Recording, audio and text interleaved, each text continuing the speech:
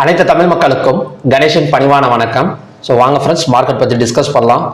So நேற்று நினச்ச மாதிரி நடந்திருக்கு, அதாவது இன்னைக்கு நினச்ச மாதிரி நடந்திருக்கு. நேற்று என்ன சொல்லியிருந்தேன் அப்படின்னா, ஒரு ஹையர் பிரேக் அவுட் ஆனாலே போதும். ஸோ மார்க்கெட் அடுத்தடுத்த டார்கெட் ஒரு 300 to 400 பாயிண்ட்ஸ் பக்கம் ஒரு அப்சைடு மூவ்மெண்ட் கண்டிப்பாக கொடுக்கும் அப்படின்னு சொல்லியிருந்தேன்.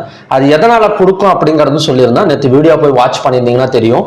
இந்த மாதிரி பார்த்தீங்கன்னா குட் ஃப்ரைடே வருது, கிட்டத்தட்ட பார்த்தீங்கன்னா ஒரு இன்டர்நேஷனல் ஹாலிடே வர்றப்ப ஸோ அதுக்கு முன்னாடி ஒரு 2 நாள் கண்டிப்பாக ஒரு பெரிய மூவ்மெண்ட் எடுக்கிறதுக்கான ஒரு பாசிபிலிட்டி இருக்குது. ஏன்னா ப்ராஃபிட் புக்கிங் அதிகமாக நடக்கும். இது மேக்ஸிமம் எந்த இடத்துல நடக்கும்னு பார்த்தீங்கன்னா இந்த கிறிஸ்மஸ் ஹாலிடேஸ் வரப்போ நமக்கு நடக்கும். நீங்க நோட் பண்ணி பார்த்தீங்கன்னா தெரியும், இல்லைன்னா வர கிறிஸ்மஸ் நோட் பண்ணி பாருங்க. ஸோ அந்த கிறிஸ்மஸ்லாம் என்ன நடக்கும்னா, இன்டர்நேஷனல் ஹாலிடே ஒரு 10 days கண்டினியூஸா பார்த்தீங்கன்னா ஒரு லீவ் இருக்கும், ஒரு ஹாலிடே இருக்கும். ஸோ அதனால அந்த பங்கு சந்தையில பணம் உள்ளார வரதும் வெளியே போறதும் பார்த்தீங்கன்னா ரொம்ப வேகமா இருக்கும். இப்போ நம்மளே பார்த்தீங்கன்னா ஒரு தீபாவளி நாளைக்குன்னு வச்சுக்கோங்களேன், இன்னைக்கு எவ்வளோ பரபரப்பா இருப்போம், கடைக்கு போவோம், வெளியே போவோம், வருவோம்.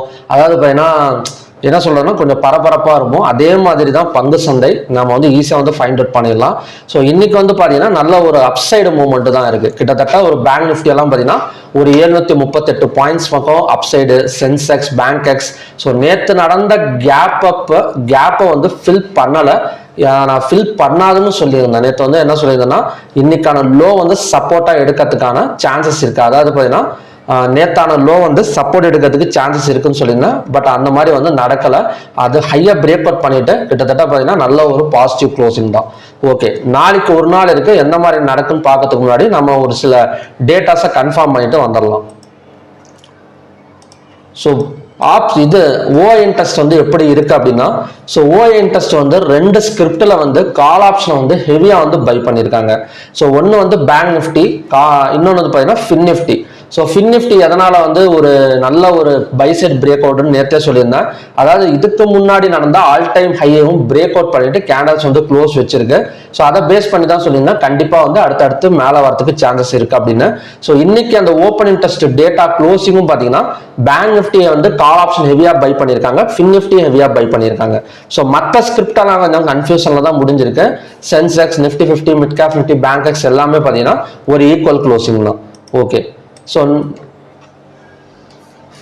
என்எஸ்சில மொத்தம் 2977 ஸ்டாக்ஸ் ட்ரேட் ஆயிருக்கு. அதில் அட்வான்ஸ் இப்போ 2068, டிக்ளைன்ஸ் பார்த்தீங்கன்னா 834. கிட்டத்தட்ட பார்த்தீங்கன்னா ஒரு நெகட்டிவா கம்பேர் பண்றதை விட பாசிட்டிவ் அதிகமா இருக்கு. ஸோ நேத்தும் இதே மாதிரி தான் அதிகமா இருந்துச்சு, மூவ்மெண்ட் இல்லையே நீங்க கேட்கலாம். ஸோ நேத்து small cap and mid cap stocks தான் பார்த்தீங்கன்னா அதிகமா இருந்திருக்கு. இன்னைக்கு ஹை வெயிட்டேஜ் ஸ்டாக்ஸும் பார்த்தீங்கன்னா அதிகமா இருக்கு. ஸோ அது மட்டும் இல்லாமல் 52 வீக் ஹை இன்க்ரீஸ் ஆயிருக்கு. நேற்றே சொன்னா 52 வீக் ஹை இன்க்ரீஸ் ஆகிறதுக்கான சான்சஸ் இருக்குன்னு சொல்லியிருந்தேன். ஸோ நேற்று 30 32 சம்திங்கோ இன்னைக்கு 54 இருக்கு. 52 வீக் லோ குறைஞ்சிருக்கு. அப்பர் சர்க்கியூட்ல 126, லோயர் சர்க்கியூட்ல 30 ஸ்டாக்ஸும் பார்த்தீங்கன்னா ட்ரேடிங் க்ளோஸ் ஆயிருக்கு. ஓகே, செக்டார்ஸ் எப்படி இருக்கு? ஸோ செக்டார் ஃபர்ஸ்ட் காலையில எப்படி ஓப்பன் ஆனது அப்படின்னா ரொம்ப வஸ்டா ஓப்பன் ஆனிச்சு. கிட்டத்தட்ட பார்த்தீங்கன்னா ஒரு என்ன சொல்றதுன்னா ஒரு பாதி செக்டார் பாசிட்டிவ், பாதி செக்டார்ஸ் நெகட்டிவ்ல ஓப்பன் ஆனது. ஸோ டெலிகிராம்ல கூட நான் அப்டேட் பண்ணியிருந்தேன், கண்டிப்பா ஒரு வாலெட்டல் இருக்கும் அப்படின்னு. ஸோ வாலெட்டல் இருந்தது. எவ்வளவு நேரம் இருந்ததுன்னா ஒரு 1 மணி வரைக்கும் வாலெட்டிலிட்டி மேலையும் கீழேயுமா போயிட்டு வந்துட்டே இருந்துச்சு. ஸோ அதுக்கப்புறம் பார்த்தீங்கன்னா ஒரு பீக் டக்குன்னு பார்த்தீங்கன்னா ஒரு சென்செக்ஸ் எல்லாம் நல்ல ஒரு அப்சைடு, பேங்க் நிஃப்டி எல்லாமே பார்த்தீங்கன்னா ஒரு செகண்ட் ஆஃப் நல்ல ஒரு பீக்குக்கு போயிடுச்சு.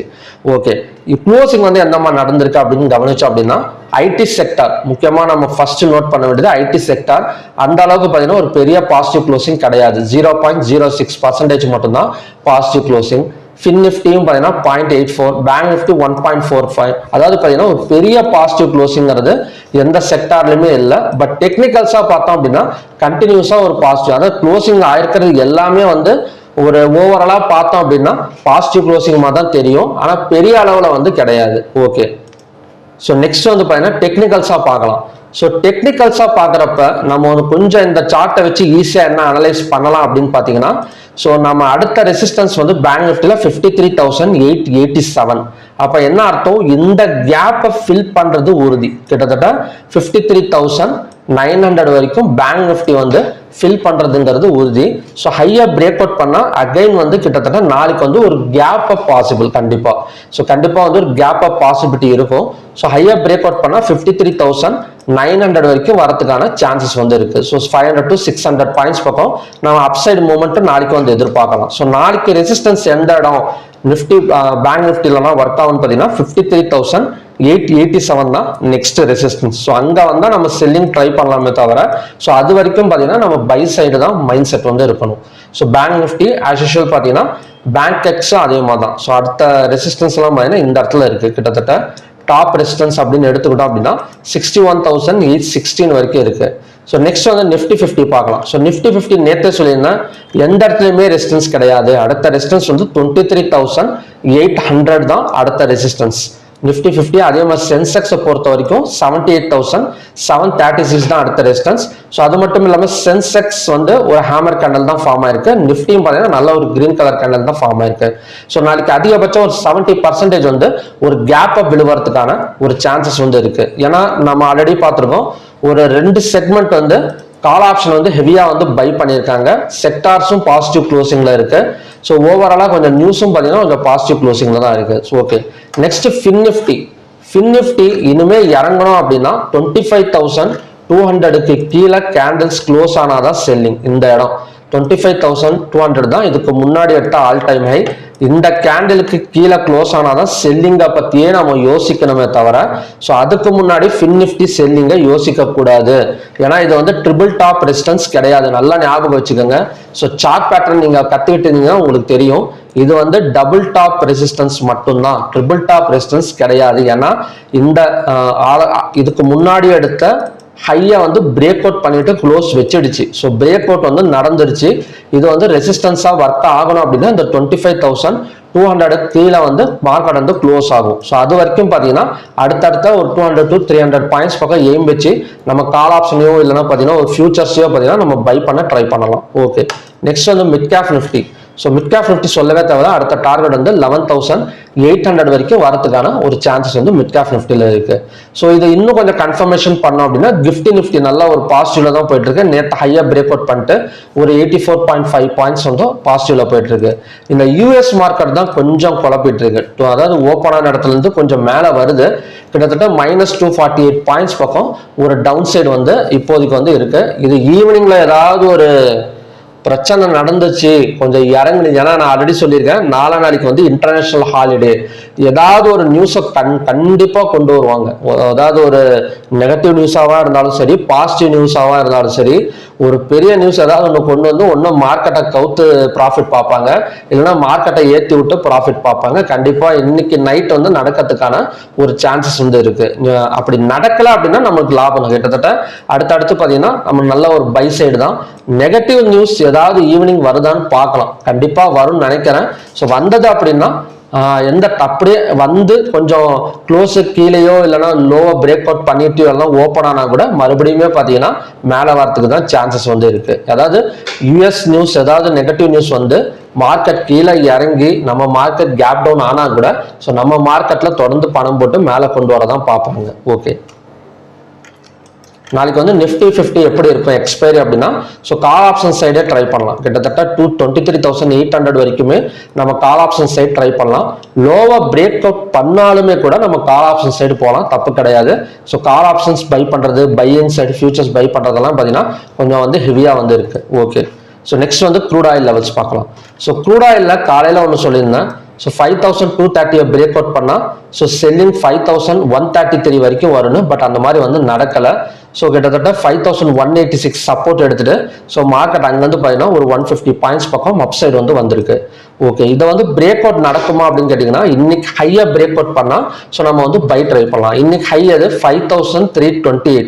ஸோ இதை பிரேக் அவுட் பண்ணிட்டு ஒரு 15 மினிட்ஸ் கேண்டல் க்ளோஸ் வச்சது அப்படின்னா நம்ம பை சைடு வந்து ட்ரை பண்ணலாம். அதோட டார்கெட் வந்து பார்த்தீங்கன்னா ஒரு சின்ன டார்கெட் ஒரு 50 பாயிண்ட்ஸ் பக்கம் எடுத்துட்டு வெளியே வந்துடணும். அதுக்கு மேலே வந்து ஆசைப்படாதீங்க. ஏன் அப்படின்னா க்ரூட் ஆயில் இன்வென்ட்ரி இருக்கு, அது சப்ளை ஆர் டிமாண்ட் பார்த்துட்டு கூட அடுத்த ட்ரேடிங் வந்து நீங்க வந்து அட்டன் பண்ணுங்க, பேப்பர் ட்ரேடிங் பண்ணலாம். ஓகேங்களா? ஸோ 5,328க்கு மேலே கேண்டில்ஸ் க்ளோஸ் ஆனால் பை சைடு வந்து ஃபோக்கஸ் பண்ணலாம். ஒரு 50 to 60 பாயிண்ட்ஸ் பக்கம் ஒரு அப்சைடு வந்து பேப்பர் ட்ரேடிங்ல ப்ராஃபிட் புக்கிங் பண்ணிக்கலாம். ஸோ நெக்ஸ்ட் வந்து நேச்சுரல் கேஸ். ஸோ நேச்சுரல் கேஸோட அடுத்த சப்போர்ட்டுங்கிறது நேற்று லோ தான். இந்த இடம் 276.7 இதுதான் பார்த்தீங்கன்னா அடுத்த சப்போர்ட் ஜோன். ஸோ இங்கே மட்டும்தான் நம்ம ட்ரை பண்ணி ஆகணும். வேற எங்க நடுவில் போனாலுமே பார்த்தீங்கன்னா நம்ம மாட்டிக்குவோம். இந்த நேச்சுரல் கேஸை பொறுத்த வரைக்கும் 276.7 வந்தால் மட்டும் 215 minutes candle green colour candle form ஆனால் ஸோ நம்ம பை சைடு வந்து ஃபோக்கஸ் பண்ணிக்கலாம். ஓகேங்களா? ஸோ அதுக்கு முன்னாடி வந்து எந்த ட்ரையும் பண்ணிடாதீங்க. கிட்டத்தட்ட மிடில் வந்து நிற்குது. நம்ம பை எடுத்தா செல் ஆகும், செல் எடுத்தா பை ஆகும் அப்படிங்கிற மாதிரி தான் ஸோ நேச்சுரல் கேஸ் வந்து நிற்குது. ஸோ எந்த இடத்துலையும் ட்ரை பண்ண வேணாம். ஸோ கோல்டை பற்றி ஏதாவது பேசலாம் அப்படின்னா கோல்டை வாங்கிக்கிட்டே இருக்கலாம், அதுதான் பேச முடியுமே தவிர அதை தவிர வேற எதுவும் பேச முடியாது. ஸோ காலையில் $40 ப்ளஸ்ல இருந்தது. ஸோ இப்போ வந்து பார்த்தீங்கன்னா $73 வந்து ப்ளஸ்ல இருக்கு. ஸோ இது இறங்கலாம் வாங்கலாம்னு சொல்லியே $3,303 வரைக்கும் வந்திருக்கு. இனிமேல் எப்போ இறங்குறது, எப்போ நம்ம வாங்குறது அப்படிங்கிற மாதிரி தான் இருக்கு. இறங்குதோ இறங்குதோ நிறைய நகை கடையில் கூட ஸ்கீம்ஸ் எல்லாம் இருக்கு. நம்மளே தேவையான அளவு ஆப்ல வந்து $100 கூட கட்டி தங்கத்தை வந்து வர வச்சுக்கலாம் அப்படிங்கிற மாதிரி கூட சேர்த்து வைக்கலாம், சீட்டு போட்டு சேர்த்து வைக்கலாம். இல்லை இதுலயே பார்த்தீங்கன்னா கோல்டு பீஸ், சில்வர் பீஸ்னு இருக்கு. அதில் உங்களால் முடிஞ்சது ஒரு $500-600 நான் சேர்த்து வைங்க. ஸோ அதே போதும் நமக்கு. ஒரு மிடில் கிளாஸ் இல்லை அந்த மிடில் கிளாஸ் பீப்புள்ஸுக்கு கொஞ்சம் கொஞ்சமாக தான் சேர்த்து வைக்க முடியும். இறங்கினாலும் ஏறினாலும் 10 கிலோ 20 கிலோ எல்லாம் நாம் வந்து வாங்கிட போகிறது கிடையாது. ஸோ அதனால் பார்த்தீங்கன்னா ஒரு கொஞ்சம் கொஞ்சமாக ஒரு 500, 1000, 2000 அந்த மாதிரி முடிஞ்ச அளவு கோல்டு பீஸில், சில்வர் பீஸில் போட்டு வச்சுக்கலாம். ஸோ மற்றபடி கோல்டு ஐயோ அம்மம்மா அப்படிங்கிற அளவுக்கெல்லாம் நம்ம யோசிக்கணுங்கிற இது கிடையாது. அது நிறைய கோடிக்கணக்கில் வச்சு ட்ரேட் பண்ணுறவங்கன்னா அந்த மாதிரி பயப்படலாம். அவன் வந்து சின்ன ஒரு ரீட்டைல் ட்ரேடர்ஸாக இருக்கட்டும், இல்லை மிடில் கிளாஸ் பீப்புளாக இருக்கட்டும், கொஞ்சம் கொஞ்சமாக சேர்த்துனா போதும். அதே பெரிய விஷயம்தான். ஓகே, ஸோ நெக்ஸ்ட் வந்து பார்த்தீங்கன்னா 5 days ஆன்லைன் கிளாஸ் வந்து Monday to Friday next week வந்து ஸ்டார்ட் ஆகுது. ஸோ பிடிஎஃப் வந்து ப்ரொவைட் பண்ணிடுவேன். இந்த 5 டேங்கிறது நான் ஆல்ரெடி சொல்லியிருக்கேன். இன்னைக்கு நடத்தின டாபிக் நாளைக்கு நீங்கள் போயிட்டு மார்க்கெட்டில் போயிட்டு டெஸ்ட் பண்ணிட்டு வந்து டவுட் கேட்கணும். அதுக்காக தான் இந்த 5 days பார்த்தீங்கன்னா ஒவ்வொரு டாப்பிக்கும் பார்த்தீங்கன்னா ஒவ்வொரு நாள் வந்து அலாட் பண்ணி நான் வந்து டீச் பண்ணி கொடுத்துட்டு எதுவுமே ரெக்கார்டட் கிடையாது. நானே வந்து ஸ்ட்ரெயிட்டாகவே உங்களுக்கு எடுப்பேன். அதனால் அப்பப்போ டவுட்டை அப்போவே பார்த்தீங்கன்னா கிளியர் பண்ணிக்கலாம் நீங்கள். ஸோ இன்ட்ரெஸ்டட் இருந்தது அப்படின்னா ஸோ வீடியோவில் தெரிகிற நம்பருக்கு வந்து மெசேஜ் பண்ணி நீங்கள் கிளாஸ் டீட்டெயில்ஸ் வந்து கேட்டு வந்து தெரிஞ்சுக்கோங்க. ஸோ ஓகே ஃப்ரெண்ட்ஸ், ஸோ என்ன சொல்கிறதுனா ஈவினிங் யூஎஸ் மார்க்கெட்டில் ஏதாவது ஒன்று நடந்து மார்க்கெட்டை ஒரு பெரிய அளவில் இறங்கும், இல்லைன்னா பெரிய அளவில் ஏற்றுவாங்க. அப்படி நடக்கலை அப்படின்னா நம்ம லாபம் தான். ஸோ நாளைக்கு ஆஸ் யூஷுவல் பார்த்தீங்கன்னா ஸோ மார்க்கெட் மேலே வரதுக்கான சான்சஸ் வந்து இருக்குது. ஸோ மறுபடியுமே பார்த்தீங்கன்னா நல்ல ப்ரெடிக்ஷன் வீடியோட நாளைக்கு நான் வந்து மீட் பண்ணுறேன். நன்றி, வணக்கம்.